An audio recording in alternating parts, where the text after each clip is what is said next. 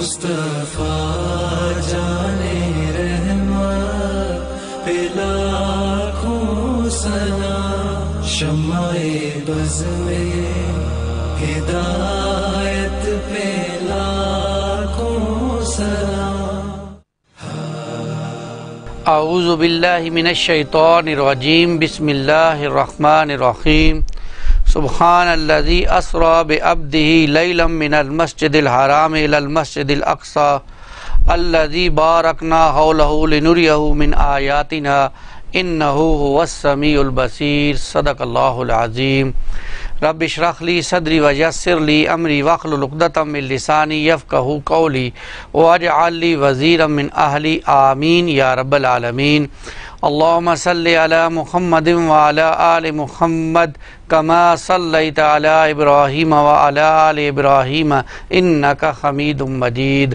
اللہم بارک علی محمد وعلی آل محمد کما بارکت علی ابراہیم وعلی آل ابراہیم انکا حمید مجید۔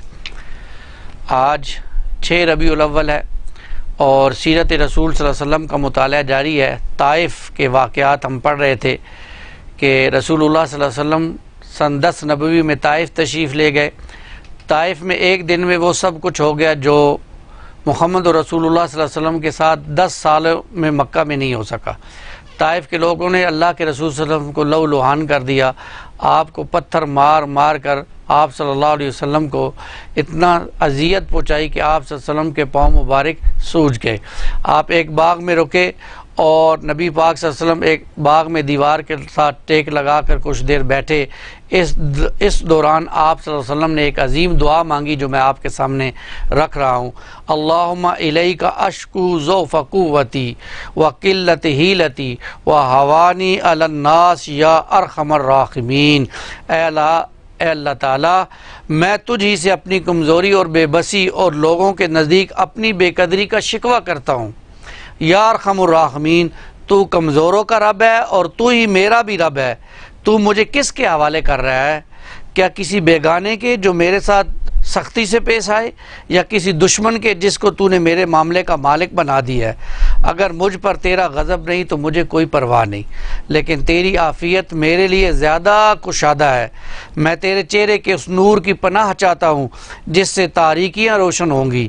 میں اے اللہ جس پر دنیا اور آخرت کے معاملات درست ہوئے کہ تو مجھ پر اپنا غضب نازل کرے یا تیرا عتاب مجھ پر نازل ہو، تیری رضا مجھے مطلوب ہے جہاں تک کہ تو خوش ہو جائے، اور تیرے بغیر کوئی طاقت والا نہیں ہے۔ یعنی کتنی پیاری دعا ہے کہ اللہ اگر تو راضی ہے، تو خوش ہے، تو یہ تکلیفیں بھی تیری رضا کے لیے مجھے برداشت ہے۔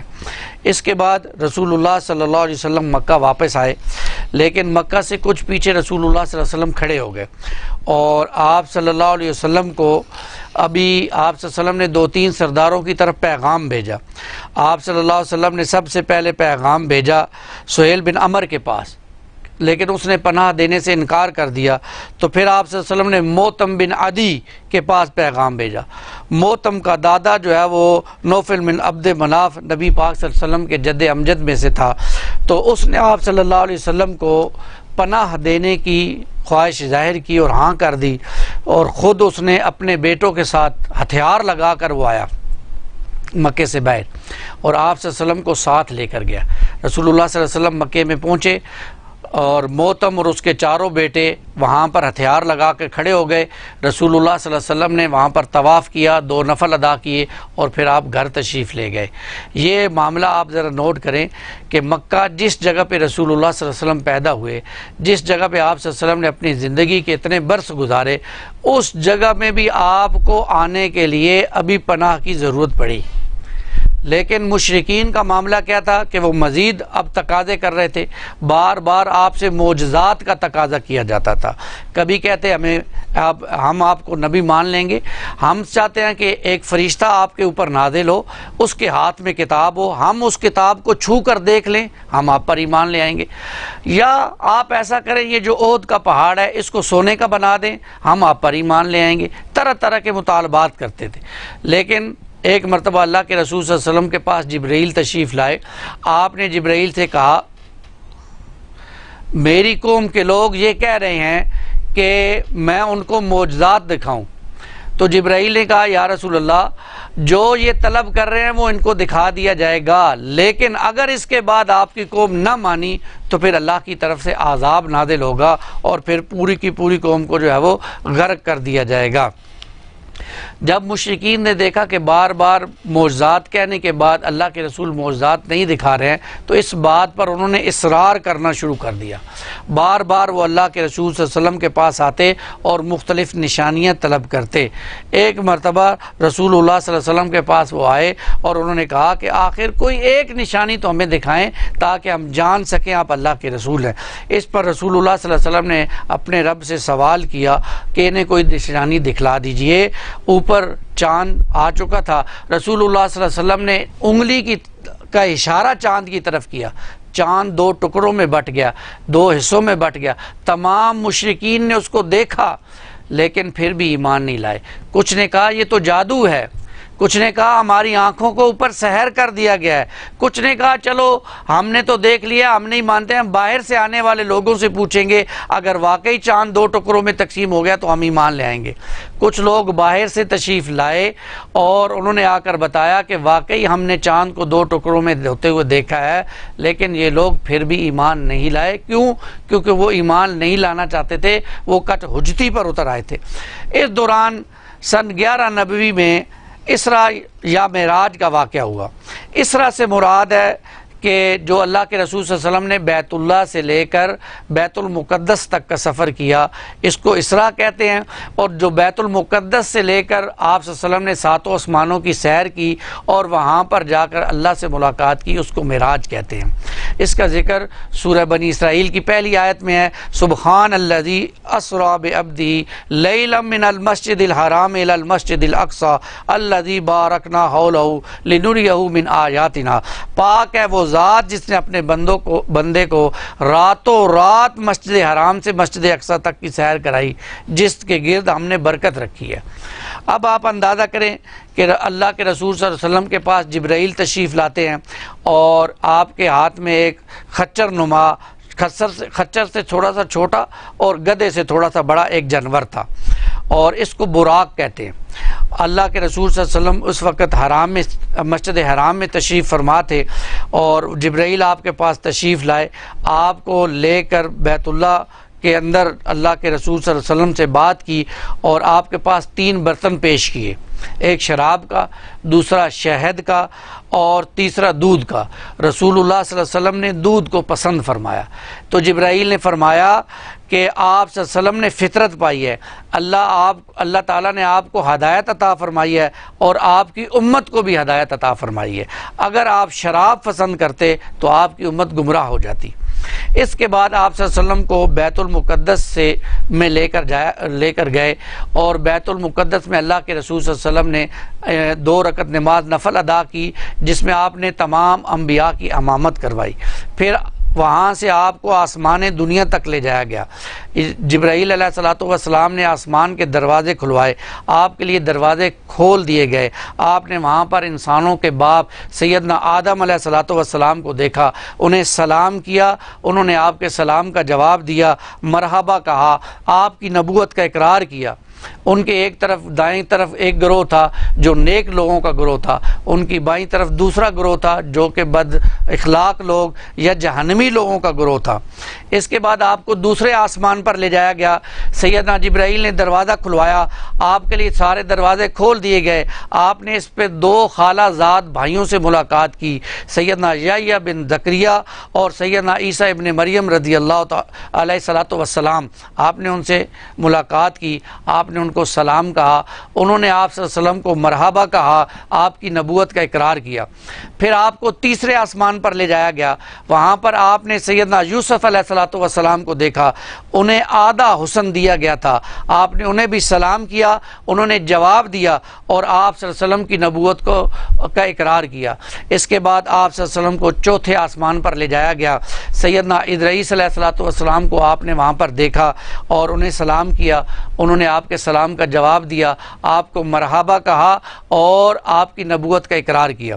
پھر آپ صلی اللہ علیہ وسلم کو 5ویں آسمان پر لے جایا گیا، وہاں ہارون علیہ الصلوۃ والسلام کو آپ نے دیکھا، آپ نے ان کو سلام کیا، انہوں نے آپ کے سلام کا جواب دیا، آپ کو مرحبا کہا، آپ کی نبوت کا اقرار کیا۔ پھر آپ صلی اللہ علیہ وسلم کو چھٹے آسمان پر لے جایا گیا، وہاں موسیٰ بن عمران علیہ السلام سے ملاقات ہوئی، آپ نے انہیں سلام کیا، انہوں نے جواب دیا، مرحبا کہا، آپ کی نبوت کا اقرار کیا۔ جب آپ وہاں سے آگے بڑھنے لگے تو وہ رونے لگے۔ ان سے کہا گیا آپ کیوں رو رہے ہیں؟ انہوں نے کہا میں اس لیے رو رہا ہوں کہ ایک جوان میرے بعد مبعوث کیا گیا ہے، اس کی امت میری امت سے زیادہ تعداد میں جنت کے اندر داخل ہوگی۔ یہ میرے اور آپ کے لیے خوشخبری ہیں، اللہ ہمیں ان خوشخبریوں کا پاس رکھنے کی توفیق عطا فرمائے۔ اس کے بعد 7ویں آسمان پر آپ صلی اللہ علیہ وسلم کو لے جایا گیا، وہاں آپ کی ملاقات سیدنا ابراہیم علیہ السلام سے ہوئی، آپ نے انہیں سلام کیا، انہوں نے جواب دیا، مرحبا کہا، آپ کی نبوت کا اقرار کیا، اور وہ اپنی پشت بیت المعمور سے لگائے ہوئے تھے۔ بیت المعمور کیا ہے اس کو بھی سمجھ لیجئے، جیسے بیت اللہ ہے، بیت اللہ میں جا کر ہم طواف کرتے ہیں، ایسے ہی 7ویں آسمان پر بیت المعمور ہے، اور علماء یہ کہتے ہیں کہ یہ بیت اللہ کی بالکل سیدھ کے اندر ہے وہاں پر، اور روزانہ 70,000 فرشتے اس کا طواف کرتے ہیں۔ ایک فرشتہ جب اس کا طواف کرنے جاتا ہے قیامت تک اس کی دوبارہ طواف کرنے کی باری نہیں آئے گی۔ اس بیت المعمور کے اوپر پھر اللہ تعالیٰ کا عرش ہے، پھر عیسیٰ علیہ السلام اللہ کے رسول صلی اللہ علیہ وسلم کو اس کے اوپر عرش کے پاس لے جایا گیا، وہاں جس کے بارے میں کوئی کچھ نہیں کہہ سکتا۔ قرآن مجید میں سورہ نجم میں اس کا ذکر ہے کہ 2 کمانوں کے برابر فاصلہ رہ گیا، اللہ تعالیٰ نے اپنے حبیب سے ملاقات کی، وہاں آپ صلی اللہ علیہ وسلم کو مختلف پیغام دیے گئے، آپ کو 2 آیات سورہ بقرہ کی آخری اللہ تعالیٰ نے تحفے کے طور پر عطا کی، 50 نمازیں آپ کو دی گئیں، وہاں سے آپ واپس ہوئے، جبرائیل نے آپ کو جنت کی سیر بھی کرائی، اللہ کے رسول صلی اللہ علیہ وسلم کو جہنم بھی دکھائی گئی، آپ نے جنت کے اندر صحابہ کے مکانات کو دیکھا، واپس آ کر صحابہ کو بتایا کہ میں نے فلاں کا مکان دیکھا، فلاں کا مکان دیکھا۔ بہرحال جہنم کے اندر جہنمیوں کے تذکرے بیان کیے۔ رسول اللہ صلی اللہ علیہ وسلم جب واپس تشریف لائے تو موسیٰ علیہ السلام سے چھٹے آسمان پر ملاقات ہوئی، پوچھا کیا ملا؟ کہا ب50 صلاۃ، مجھے 50 نمازیں ملی۔ انہوں نے کہا آپ کی امت اس کی طاقت نہیں رکھتی، اپنے رب کے پاس واپس جائیے اور اللہ سے کم کا سوال کیجئے۔ رسول اللہ واپس جاتے ہیں، 10 نمازیں کم ہو جاتی ہیں۔ موسیٰ علیہ السلام کہتے ہیں یہ بھی زیادہ ہے، آپ پھر واپس جاتے ہیں، 10 اور کم ہو جاتی ہیں، یہاں تک کہ 5 نمازیں رہ جاتی ہیں۔ موسیٰ علیہ السلام کہتے ہیں کہ یہ بھی زیادہ ہیں، اور کم کرائیے۔ تو اللہ کے رسول فرماتے ہیں قد استخجیت من ربی ولکنی ارضا واسلم، کہ میں اب اللہ کے پاس نہیں جاتا ہوں، مجھے اب شرم محسوس ہوتی ہے۔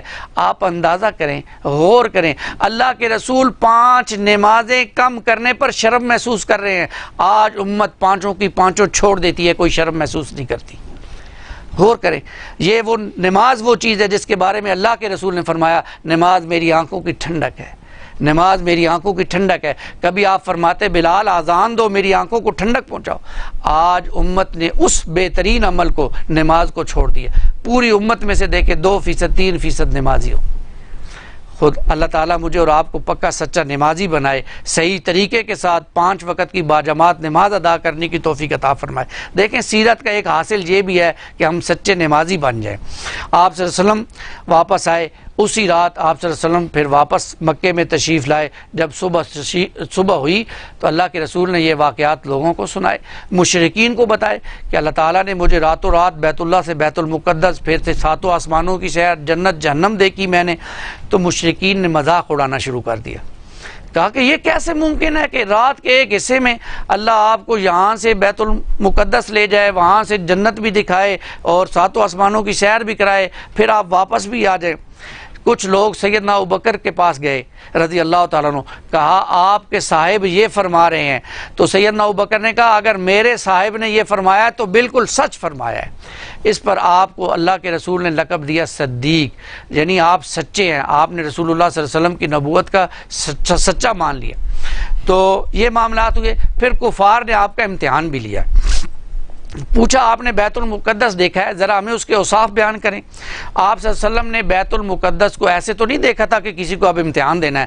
اللہ تعالیٰ نے بیت المقدس کو آپ کی نظروں کے سامنے کر دیا، آپ نے اس کی نشانیاں بتائیں، یہاں تک کہ ایک ایک دروازے کا بتا دیا۔ ان لوگوں نے کہا آپ نے بتایا تو بالکل صحیح ہے، پھر کہا ہمارا ایک قافلہ اس طرف گیا ہوا ہے، آپ اس قافلے کے بارے میں بتائیں۔ آپ صلی اللہ علیہ وسلم نے بتایا کہ وہ شام سے واپس آ رہا ہے، اس کے اونٹوں کی تعداد اتنی ہے، قافلے کے اندر اتنے لوگ ہیں، اور اس کے آگے سب سے آگے جو بندہ چل رہا ہے اس کا نام یہ ہے۔ جب وہ قافلہ مکے میں پہنچا تو ہو بہو وہی تھا، لیکن یہ ظالم پھر بھی ایمان نہیں لائے، یہ رسول اللہ صلی اللہ علیہ وسلم پر ایمان نہیں لائے۔ آج دیکھیں یہ واقعات میرے اور آپ کے سامنے پیش ہوتے ہیں، ہم ان کو سنتے ہیں، ہمارا ایمان بڑھ جاتا ہے، ہمیں اللہ کے رسول صلی اللہ علیہ وسلم کی محبت نصیب ہوتی ہے، لیکن وہ بدبخت اتنا کچھ سننے کے بعد بھی اللہ تعالیٰ نے ان سے ایمان کو دور کیوں کر دیا تھا؟ اس لیے کہ وہ اپنی ضد پر اڑ چکے تھے۔ دیکھیے دین کے اندر اللہ جب کسی کو ہدایت نصیب کرے وہ فوراً اس کو تسلیم کر لے، ضد پر نہ اڑے، کیونکہ ضد شیطان سے ہے، اور جب انسان ضد پر اڑ جاتا ہے تو ایک وقت آتا ہے جب اللہ تعالیٰ ہدایت کو سلپ کر لیتے ہیں، پھر اس کے بعد وہ ملتی نہیں۔ بہرحال اس کے بعد رسول اللہ صلی اللہ علیہ وسلم پر ایمان کی شعائیں مکے سے باہر جاتی ہیں، بہت سے لوگ اور بھی ایمان لاتے ہیں، ان میں چیدہ نام یہ ہیں: سوید بن صامت رضی اللہ تعالیٰ عنہ، ایاز بن معاذ رضی اللہ تعالیٰ عنہ، ابو ذر غفاری رضی اللہ تعالیٰ عنہ، طفیل بن عمر دوسی رضی اللہ تعالیٰ عنہ، زماد ازدی، یہ سارے لوگ اللہ کے رسول صلی اللہ علیہ وسلم پر ایمان لاتے ہیں۔ یہ رسول اللہ صلی اللہ علیہ وسلم کی مکی دور کا کچھ حصہ میں نے آپ کے سامنے مختصراً بیان کیا۔ اب رسول اللہ صلی اللہ علیہ وسلم مدینے کی طرف یعنی مکے سے شعائیں جب باہر نکلتی ہیں، اللہ کی حکمت دیکھیے، اللہ کے رسول مکے سے طائف گئے کہ شاید طائف والے ایمان لے آئیں، لیکن طائف والوں نے ایک دن میں وہ کچھ کر دیا جو مکے میں 10 سالوں میں نہیں ہوا۔ تو اللہ تعالیٰ نے یثرب کی کھڑکی کھول دی، ٹھنڈی ہوائیں مدینے سے آتی ہیں، 5 افراد مدینے سے آتے ہیں اور رسول اللہ صلی اللہ علیہ وسلم کے ہاتھ پر ایمان لے آتے ہیں۔ ہوا کیا؟ یہود مدینے والوں کو کہتے تھے ہمارے پاس ایک رسول آنے والے ہیں، جب وہ ہمارے پاس آئیں گے تو ہم ان کے ساتھ مل کر تمہارے ساتھ جنگ کریں گے اور تمہیں فتح کر لیں گے۔ اب جب وہ مکے میں آئے اور انہیں معلوم ہوا کہ کوئی رسول آئے ہوئے ہیں اور وہ یہ پیغام دے رہے ہیں، تو انہوں نے کہا یہود ایمان لائیں گے، ہم پہلے ایمان لے آتے ہیں۔ تو وہ 5 افراد رسول اللہ صلی اللہ علیہ وسلم پر ایمان لے آتے ہیں اور وہاں سے وہ واپس جاتے ہیں اور وعدہ کرتے ہیں کہ ہم اگلے سال پھر آئیں گے۔ وعدے کے مطابق اگلے سال سن 12 نبوی میں حج کے موسم میں 12 آدمی آتے ہیں، 10 خزرج کے تھے، 2 اوس قبیلے کے تھے، ان میں سے 2 نئے آدمی بھی تھے، باقی 5 وہی تھے جو تھے، اور باقی 7 آدمی نئے تھے، 2 اس کے علاوہ تھے۔ ان کے نام بھی کتابوں میں ملتے ہیں۔ بہرحال اللہ تعالیٰ ہمیں سیرت پڑھنے کا شوق پیدا کرے تو ہم وہ نام بھی جو ہے وہ دیکھیں گے۔ اللہ کے رسول صلی اللہ علیہ وسلم عقبہ کی گھاٹی میں ان سے بیعت لیتے ہیں، یہ پہلی بیعت تھی جو اسلام کے نام پر ہوئی اور اس کو بیعت عقبہ اولیٰ کہتے ہیں۔ یہ لوگ بیعت کر کے رسول اللہ صلی اللہ علیہ وسلم سے واپس چلے جاتے ہیں اور اللہ کے رسول سے یہ درخواست کرتے ہیں کہ ہمارے ساتھ ایک قرآن پڑھانے والا بھیج دیجئے۔ رسول اللہ صلی اللہ علیہ وسلم سیدنا مصعب بن عمیر رضی اللہ تعالیٰ عنہ کو ان کے ساتھ بھیجتے ہیں۔ اب ذرا یہاں ٹھہر کر مصعب بن عمیر کی زندگی کا جائزہ لیجئے۔ یہ مصعب کون ہے؟ یہ مصعب رضی اللہ تعالیٰ عنہ شہزادے تھے، شہزادوں والی زندگی بسر کرتے تھے۔ اس وقت آپ اندازہ کریں 1400 سال پہلے ان کے شام سے کپڑے سل کے آیا کرتے تھے۔ جب ایمان لائے تو والدہ نے کہا میرے گھر سے نکل جاؤ۔ جب گھر کے دروازے پر پہنچے تو چچا نے کہا تم گھر چھوڑ کے جا رہے ہو، یہ جو کپڑے تم نے پہنے ہیں یہ بھی تمہارے مشرک باپ کی کمائی ہیں، قربان جائے مصعب پر۔ مصعب نے پورے کپڑے اتار دیے، برہنہ ہو کر گھر سے باہر نکلے ہیں۔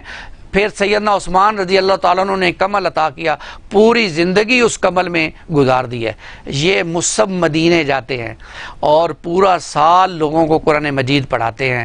یہ قرآن پڑھا کر لوگوں کے دلوں کو ایمان سے منور کر دیتے ہیں۔ اس سے آگے انشاءاللہ اگلی نشست میں کل ہم پڑھیں گے۔ آج تک کے لیے اتنا ہی۔ اللہ تعالی ہمیں اس سیرت سے اپنے لیے ہدایت حاصل کرنے کی توفیق عطا فرمائے۔ کل انشاءاللہ اگلے پروگرام کے ساتھ حاضر ہوں گے۔ اللہ حافظ۔ السلام علیکم ورحمۃ اللہ وبرکاتہ۔